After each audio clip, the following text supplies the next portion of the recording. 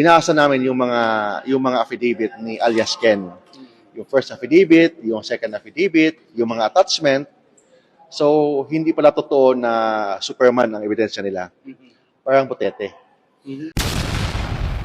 Matibag talo kay Vice President Inday Sara Duterte. O, ayan na. Ano na, matibag? Bakit natalo ni Vice President Inday Sara Duterte si Matibag sa kaso? Anong kaso ho ito? Pag-uusapan din natin ngayong araw. At syempre, yung grave threats, ipinabasura rin ng kampo ni Vice President Inday Sara Duterte, anak ng kagawang. Patahimik-tahimik lang pala itong hinayupak na Matibag. Talo pala sa kaso eh. Binira rin ni Atty. Tolentino si Matibag at tinawag na butiti. Butiti ang kanyang pasabog. Magandang gabi po sa ating lahat. Palike po muna, pa-share, pa-subscribe. At pakipindot po ang inyong mga notification bell para lagi po kayong updated sa ating mga video. Anak ng kagwang no, talo pala itong hinayupak na Matibag sa kaso. Hindi man lang na highlights masyado ng mga mainstream media. Pero dito ngayon sa Bisdak Pilipinas, pag-usapan po natin kung anong kaso na panalo si Vice President Inday Sara na natalo naman itong hinayupak na Matibag. Pero bago ang lahat na yan, unahin po muna natin itong birada ni Atty. Mark Tolentino na tinawag na butiti itong hinayupak na Matibag. Atty. Mark, dahan-dahan ka. Mapagpatol pa naman si Matibag. Iyakin pa naman yan. Bakit nga ba tinawag ni Atty. Mark Tolentino na butiti itong si Matibag? Mukha naman buhaya, hindi butiti eh. Actually, hindi rin po ako nakasunod sa banatang ito. Pero pag-uusapan natin, ito po yung banat ni Atty. Mark Tolentino. Ito'y may kaugnayan sa kaso nga po na isinampa kay Atty. Jing Paras. Narito pakinggan natin si Atty. Mark Tolentino. Okay naman, nag-submit kami ng affidavit ni Kong Jing Paras. But bago kami nag-submit with, of course, the attorney Freddy Topacio, binasa namin yung mga affidavit ni alias Ken. Yung first affidavit, yung second affidavit, yung mga attachment. So, hindi pala totoo na Superman ang ebidensya nila. Parang butete. Bakit? Binasa ko talaga lahat. Oh, yan po ang butiti. Hindi Superman pala, parang butiti. Ayan maliwanag na Matibag. Yung pasabog niya, yung tinukoy ni Atty. Mark Tolentino na butiti. Alam mo naman si Matibag, tanginumin, hari ng kayabangan eh. Hari ng sablay. Direktor nga ho siya. Direktor ng pelikulang Butiti. Tuloy, Atty. Mark. Oh. Walang nakalagay doon na to prove kahit konting ebidensya na may human trafficking. Walang ganun. So, yung mga attachment galing lang sa isang website. So, walang picture sila or video na nag-meeting yung mga babae kasama yung kliyente natin. Walang ganun. So, na may CCTV doon sa labas na nung lumabas at pumasok sa isang restaurant sa Quezon City. Yun lang. So, binasa natin isa-isa yung affidavit ni alias Ken. Wala ding nakalagay. Parang more on statement niya laban sa aking kliyente. Yung kliyente naman natin, may statement naman laban sa kanya. So, yun talaga ang nangyari. Ano lang ibig sabihin ng Ano? sila na palang motibo ng bagong pelikula na ginawa nila? Bagong pelikula. I don't know kung anong motive nila kasi baka inunahan nila yung planong ipalabas yung statement ng mga babae. So, hindi pa lang lumabas, sinira nila ang statement. Ginawa nila na isang tanim pokpok or may planong paninira. But actually, may totoong nangyari in 2025. Yun ayon sa mga babae. So, nahilot sila, sir? Posible na hilot. Naiba na kasi yung kwento eh. Yung kwento nung nag-meeting sila, ilabas lang statement, but ngayon, naiba na ang kwento. Naiba na, parang may plano ng paninira na hindi naman talaga yun ang plano. Kung hindi, ang plano talaga is gagawa ng statement yung nangyari sa 2025. Having said that, Anong drama to? Tanim pokpok. Tanginumin ka Matibag kung ano-ano nang nasa isip mo ah. Ibang witness no, tanim pokpok.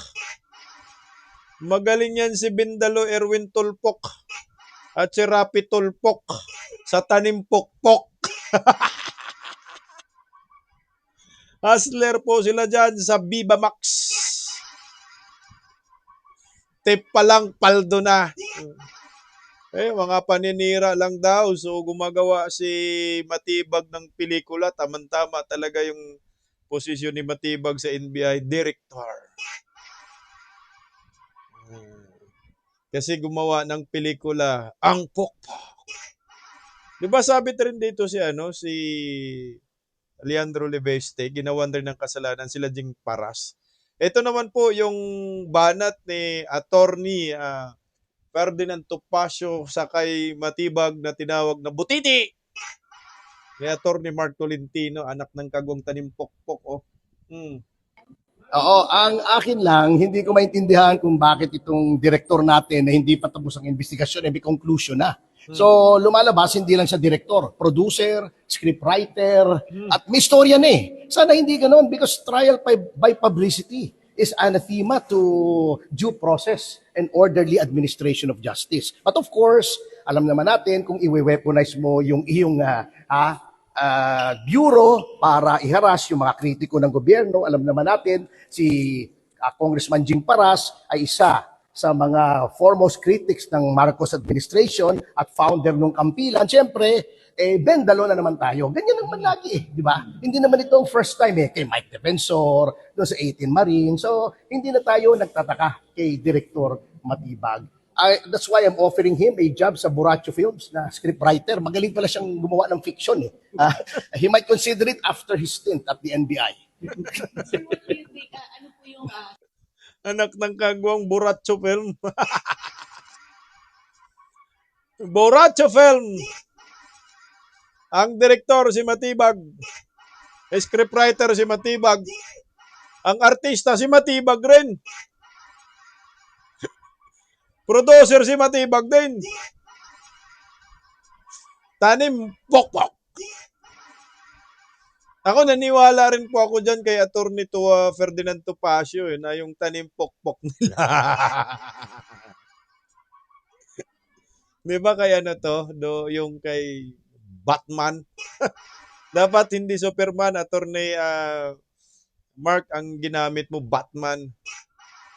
Si Eric to, di ba? Yun yung nila, inakusa na gumagawa daw ng kwento si Jing Paras. No? Uy, bakit nandyan si Vince, anak ng kagwa? Ayan. Tanim! Pokpokin! Tindi ni Ralph Recto. Ano ba yan si Ralph Recto? Nung election kasi, isko yan eh. So, hinayupak rin si Recto, kunyari isko, pero bangag pala ang kinampanya. Nabudol ka rin isko ni Bangag. Ni Ralph Recto. Ito po, mga kabisdak, no? Pinalagan po ng kampo ni Jing Paras yung kawalang hiyaan ni Matibag. Dahil may inilabas po na video itong si Matibag sa social media. Kaya ito po ang banat ng kampo ni Attorney Jing Paras. Pakinggan po natin mga kabisdak. Desisyon ng kampo ni dating Congressman Jing Paras ang paglabas sa publiko ng CCTV footage na may kaugnayan sa investigasyon ng National Bureau of Investigation o NBI sa umano'y honey trap plot laban kay Executive Secretary Ralph Recto. Lumitaw ang video sa social media bago umano ito na ipakita kay Paras at sa kanyang mga abogado. Si Cherry Light magbabalita. Matapos questionin ng kampo ni dating Congressman Jing Paras ang lakas ng ebidensyang inilalabas laban sa kanya, lumabas sa social media ang CCTV footage na kuha sa isang restaurant noong July 26, 2026. Nauna nang inilarawan ng kampo ni Paras na parang botete ang ebidensya. Taliwas sa naunang paglalarawan dito na kasing lakas ni Superman. Sa naturang CCTV, makikita ang pagdating ni Paras sa isang mesa kung saan nakaupo si alias Ken, isang talent manager kasama ang dalawang abogado. Batay sa naunang sinumpaang salaysay ni alias Ken, dito umano pinag-usapan ang planong paninira laban kay Executive Secretary Ralph Recto. Ngunit kinuwestiyon ng kampo ni Paras kung bakit lumabas muna sa social media ang CCTV bago umano ito na ipakita sa kanila. Ayon kay Attorney Mark Tolentino, abogado ni Paras, personal silang nagtungo sa NBI nitong Martes, Agosto 11 upang makipagtulungan sa investigasyon. Ngunit mga larawan lamang umano ng CCTV ang ipinakita sa kanila at wala silang natanggap na kopya ng mismong video. The mere fact na pinalabas na sa media, so wala na yung word na confidentiality. Paano tayo mag-invoke ng confidentiality na nasa media na nga eh?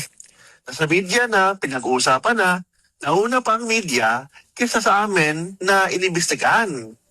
Wala pa kang copy si Jing Paras. Yung mga abogado walang copy. Nag-ugat ang kaso sa pagka-aresto kay alias Ken noong Hulyo 29 sa isang anti-human trafficking sting. Ibinunyag ng talent manager ang isang honey trap plot para siraan si Executive Secretary Recto gamit ang mga pekeng affidavit ng mga kababaihan hinggil sa droga at pakikipagtalik.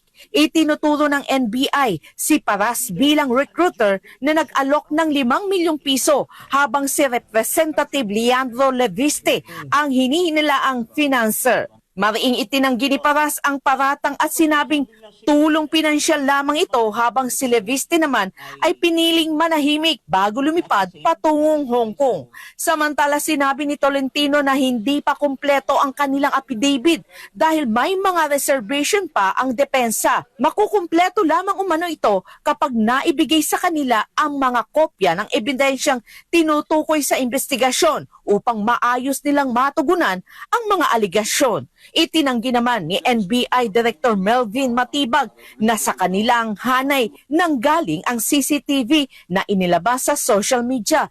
Ayon kay Matibag, makikipag-ugnayan ang NBI sa taong naglabas ng video upang makuha at maikumpara ito sa hawak ng ahensya at maisailalim sa verification at authentication. So yung sinasabing ba't hindi nag-release sa kanila, we cannot because we are guided by Memorandum Circular 48 ng DOJ na hindi namin pwedeng i-release. No? But the thing is, nandiyan yung CCTV na yan, it's subject to verification and authentication. Iginiit naman ni Tolentino na ang pagkikita ng mga taong nasa CCTV ay hindi otomatikong patunay na conspiracy o criminal activity. Aminado siyang naganap ang pagkikita sa isang steakhouse sa Quezon City, ngunit hindi umano nito ipinapakita kung ano ang pinag-usapan o napagkasunduan ng mga naroon. Sa akin ng abogado na mag-meeting sa mga kliyente, mga kaibigan. So, it's not a proof na may criminal activities na ginagawa. Ang mga abogadong nakita sa CCTV ay idinadawit ng NBI sa Rondain Law Firm, ang firm na pinamumunuan ng Chief Legal Counsel ni dating Congressman Zaldico. Ayon sa investigasyon, ang mga abogado mula sa nasabing tanggapan ang umano'y tumulong magbalangkas ng script o mga peking affidavit para sa planong honey trap. Dahil dito iginiit ni Tolentino na hindi sapat ang pagkakakita sa isang abogado sa CCTV para agad itong iugnay kay Ko o o gamitin bilang ebidensya ng sabwatan laban kay Recto. Samantala ito ang tugon ni Matibag sa reaksyon ni Tolentino sa paglabas ng CCTV sa publiko. Dapat hindi ka siguro umiyak na ba't lumabas yung CCTV. Anyway, tama ka naman. Hindi naman may criminal activity. Sabi ko nga palagi, everybody is presumed to be innocent. Hindi ko nga sinasabing may crime na unless proven otherwise. Para sa Diyos at sa Pilipinas kong mahal, Cherry Light, SMNA News. Basura talaga tong hinayopak na Matibag, no? Asong-aso yung datingan. Ebidensya yan Tapos ang ginawa mo, dapat pag ebidensya, piniprevent yung confidentiality. So, ang ginawa ni Matibag, pinakalat. Sila yan nagpakalat para matrial by publicity. Kasi nga, oo nga naman, ang pinapakita lang sa kampo ni Attorney Jing Paras ay mga picture lang. Ito yung mga picture. Nasaan ba yung mga pinapakita ng mga picture? Wala na. Basta pumunta doon ay puro picture. So, yung video hindi pinakita sa kay Attorney Mark Tolentino. So, nagmiko si Matibag. Ang galing talaga ng aso ni Bonget. Gumawa ng kwento, gumawa ng script, pero talo po siya kay Vice President Inday Sara. Saan po natalo si Matibag? Ayan ang pag-uusapan natin. Na mukhang matatalo rin po si Matibag dyan sa kay Attorney Mark Tolentino. Marami pa namang panalo ni si Attorney Mark Tolentino laban sa mga aso ni Bangag, no? Ang dami na. Si Torre, natalo. Mismong si Matibag yata, natalo rin ni Mark Tolentino Saan po natalo itong si Matibag kay Vice President Inday Sara Duterte? Anong kaso? Kasi hindi ho ito masyadong na-highlights sa mainstream media. Ito ay tungkol po doon sa inciting to sedition na kaso labang kay Vice President Inday Sara. Ang complainant pala ng inciting to sedition na yan, NBI. Kaya talo hinayupak na Matibag. O ito, pakinggan natin yung sinasabi yung sinasabi ng Department of Justice. O ito. Yes, Darlie. Game? Sir, game po. Good afternoon. Hello. Today, August 11, 2026, at around 1:30 p.m., we confirmed that the criminal information for grave threats was filed against Vice President Sara Zimmerman Duterte. Mm-hmm. The charge is for grave threats under Article 282 of the Revised Penal Code in relation to Section 6 of Republic Act number 10175 of the Cybercrime Prevention Act. So for context, this is the same matter referred to by the NBI to the DOJ, which is currently one of the subject of the current ongoing impeachment proceedings against the Vice President. Yun yung bago grave threats Pero pakinggan lang natin hanggang dulo para sa dulo na ako magkomento. Narito po. Okay, so after preliminary investigation, ang nangyari po is nakita po ng ating mga prosecutors is that there was prima facie evidence with reasonable certainty of conviction to indict the Vice President for the crime of grave threats, again, by means of the cyberspace, so Cybercrime Prevention Act. So at this stage, the information being filed in court, it's now within the jurisdiction of the court, na RTC-QC, at sa kanila na po tayo titingin for further updates on what the process will be. Ano yung penalty, sir, ng grave threats? Again, since it's grave threats, tapos may cybercrime element doon, aggravated siya. Okay, let's not discuss the penalty for now because anything could happen in the course of the proceedings. Okay, so makita naman po sa Revised Penal Code ano ang penalty of grave threats and if it's aggravated. But again, details as to what particular things will happen during the case, any incident pertaining to the substance of the matter, shall be within the jurisdiction of RTC-QC. What about Bill recommended. We'll have to check the information for that, no? Sir, wala bang complication sa impeachment trial? Well, the bail, recommended bail is 120,000 pesos. Okay, for that count. Ilang counts? This is one count. Hawak ko dito, no? Yes. Sir, sa impeachment trial? For the impeachment trial, well, alam po natin na impeachment proceedings under the domain naman ng legislature right now. The Senate and the senators being senator judges. But procedurally speaking, the conduct of the criminal case in RTCQC should not be affected by the ongoing impeachment proceeding, and that applies vice versa to the ongoing impeachment trial. Walang prohibition, sir, dito sa tuloy-tuloy ng kaso versus the vice president. Ay, hindi ko po masasabi, no? Nasa Senate na po yan.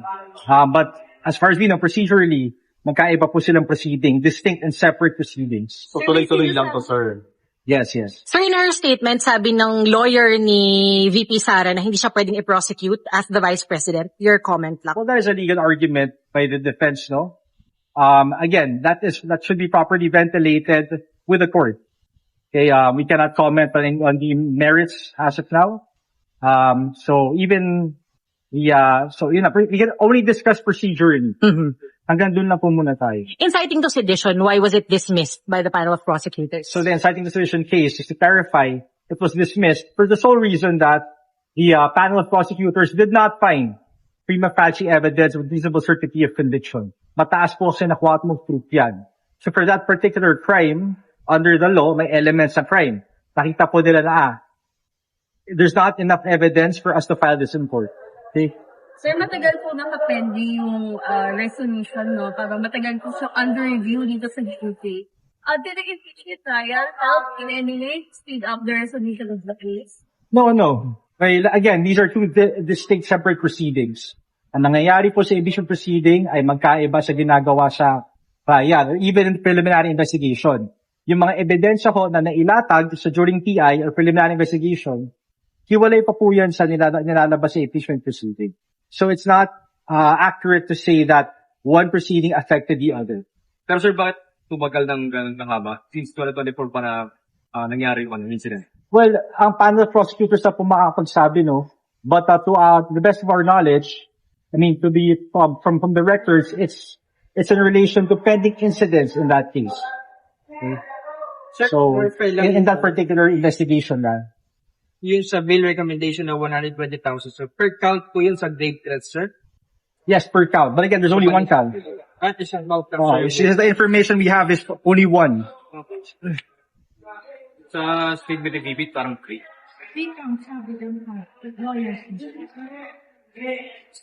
Well, the information it's just the same utterance. Okay, if we're again, as I mentioned earlier, this refers to defending the same matter referred to by the NBI. Sir, explain lang natin bakit sa music. Yun po yung venue jurisdictional. Criminal procedure na po bakit QC ang finailan. Right. Sir, paano na-determine yung bail? Yung amount of bail? The bail, of course, is determined by the bail bond guide. Nasa batas din po yan.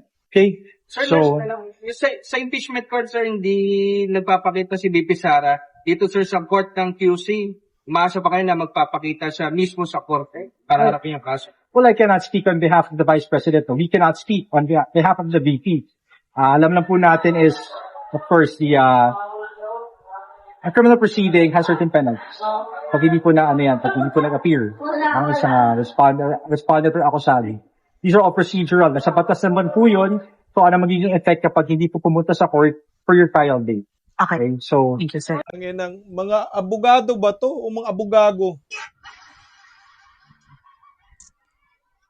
Tangina, grabe talaga Bendalo, no? Isipin mo, Vice President, kinasuhan mo, no, ginasuhan mo, impeachable officers yan eh. So, hindi basta-basta makasuhan ng impeachable officers, kailangan po muna siya ma-impeach bago makasuhan. Grabe Bendalo talaga, no? Tapos sabi pa niya, kung hindi si Inday Sara ay pupunta, merong penalty sa court, lo mo! Abogado, hinayupak. Yung mga abogado ngayon, mga bubo na dahil kay Bangag. Okay, dalawang kaso po yung pag-uusapan natin. Yung isang kaso, panalo si Vice President Inday Sara Duterte, yung inciting to sedition. Ito po ay press con din ni Vice President Inday Sara, yung galit na galit kay Romualdez, Bangag at kay Baki. Walang complainant, no? Yung tinamaan sa galit ni Vice President Inday Sara, si Bangag, si Baki, at si Romualdez, hindi po sila nagsampa ng kaso. So, sino po ang nagsampa ng kaso? Yung NBI. So, dito po, talo si Matibag. Okay, so panalo si Inday Sara dyan. Ibinasura nga ho yung inciting to sedition. So dito tayo nagwagi. So ito naman sa grave trait na sinabi po ng NBI, tang inumin, ganun pa rin eh. No, yung banat pa rin ni Vice President Inday Sara sa press con, mga hinayupak. So ang complainant pa rin nito, si Matibag. NBI pa rin ang tuta ni Bangag. So anong ebidensya po ninyo? Video pa rin. Sinabi nyo nga ho yung inciting to sedition, walang basihan dahil mahina yung ebidensya. Pinagbabasihan ninyo yung video. Binasura. O paano ba ito? Sa grave traits, ang pinagbabasihan din ninyo, video.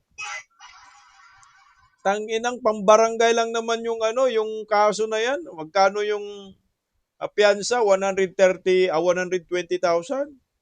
So 3 counts, so mga 360,000. Pero ho, hindi naman po basta-basta na ang kampo ni Vice President Inday Sara ay bibigay lamang ho dito. O ito, pinaka-latest, no? Ang complainant pa rin yan si Matibag. Tanginang aso na yan. Legal counsel for Vice President Inday Sara Duterte, Attorney Paul Lawrence Lim, has confirmed the filing of a motion to quash to grave threats information against the Vice President citing lack of jurisdiction as the ground. Ayan po. Nagsampa po ng motion to quash, pinabasura po ng kampo ni Vice President Inday Sara Duterte ang akusasyon laban sa kanya. Ayan, Sara Duterte moves to dismiss grave threats case. Kailangan talaga i-dismiss yan unang-una. Putang ina, doble na di ba? Pinag-uusapan sa impeachment ngayon, nagsampa rin kayo ng kaso, mga hunyango. Tatamaan po talaga dito ang impeachment, no? Sa totoo lang. Unang-una, yung Article 4 nila, inciting to sedition and grave threats. So yung inciting to sedition sa impeachment, panalo na si Inday Sara dyan. So ito, grave threats, lalo na yung grave threats. So what, for example, ma-dismiss yung kaso dyan, no, labang kay Vice President Inday Sara diyan sa prosecutor. Pag na-dismiss, so yung Article 4 of impeachment ninyo, dismiss na rin. Wala, tina-trial by publicity lang po talaga si Vice President Inday Sara ng mga hunyango.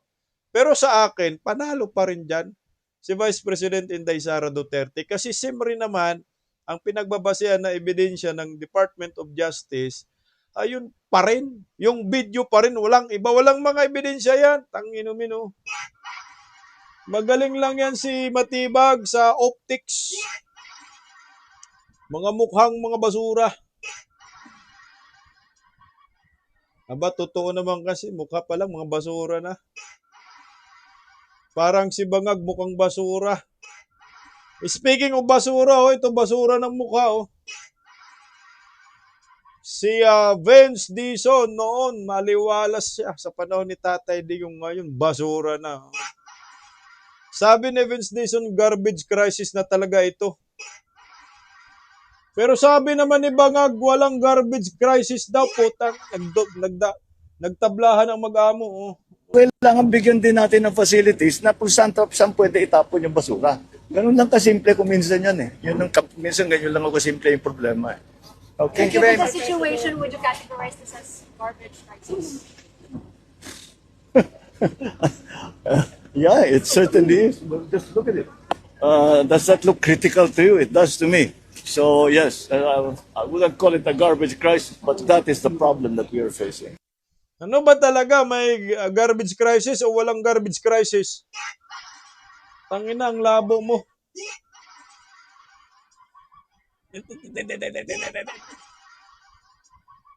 Yan yung mga amo ni Matibag. Amo ng DOJ. Mga tabingi ang panga. First time daw nangyari yung baha ng basura. At least inamin din ni Bangag.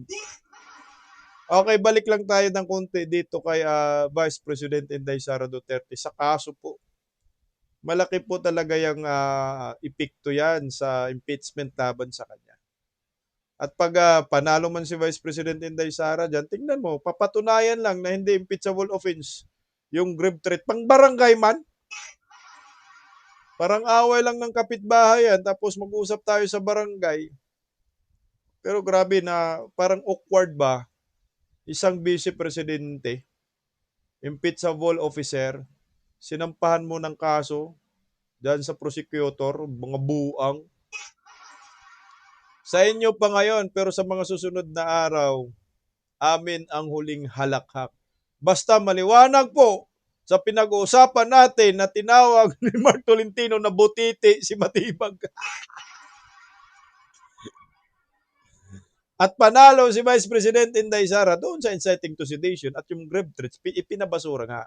Kasi nga, lack of jurisdiction ang sabi ng kampo ni Vice President Inday Sara Duterte. Tangina mo Matibag. Laban lang, Vice President Inday Sara. May katapusan ang lahat ng kasamaan ng nakatabingi ang panga. Paggising sa umaga, tanghali at gabi, nakikita ko ang post niya, ang hapdi. Paano nga ba to? Di ako makatanggi. Watch ko na lang at isipin ng mabuti. Bisdak Pilipinas. Bisdak, tinig ng katotohanan. Sa bawat vlog may laban sa kasinungalingan. Mulat ang mata, gising ang masa. Bisdak Pilipinas, para sa bayan, gumigising sa diwa. Sa likod ng kamera, tapang ang dala, walang sinasanto kung mali ang gawa.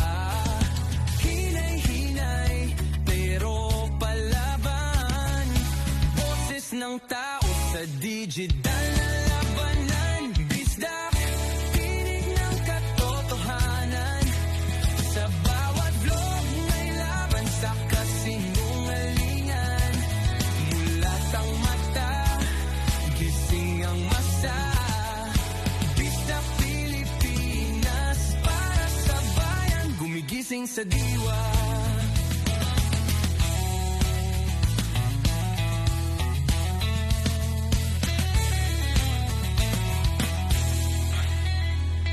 Hindi artista, hindi politiko, pero ang katotohanan, sigaw niya ay buo. Sa YouTube o Facebook man siya makita, may aral ka pa rin, may uwi sa bawat salita. Bisdak, gising sa katotohanan, di lang kwento, kundi panawagan. Sa bawat Pilipinong naghahanap ng liwanag. Bisdak Pilipinas, kasama sa pagbangon ng bayan. Bisdak Pilipinas, boses ng masa. Gising ang diwa. Sa vlog mo, may pag-asa.